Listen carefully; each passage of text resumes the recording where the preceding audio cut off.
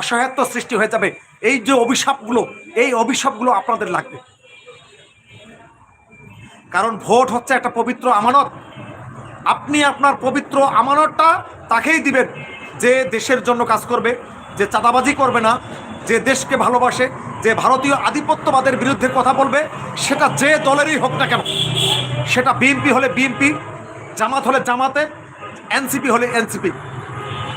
কিন্তু আপনি যদি আপনার এই পবিত্র ভোট, এই আমানত, যদি আপনারা আজকে এই আমানতটাকে যদি আপনারা খেয়ানত করেন, এর জন্য আল্লাহ তাআলার কাছে জবাবদিহি করতে হবে।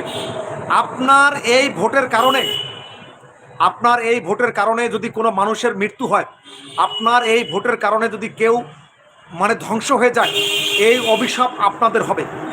কারণ স্পষ্ট একটা হাদিস আছে, মানুষ যেমন চায় তার সরকার সেরকম হয়।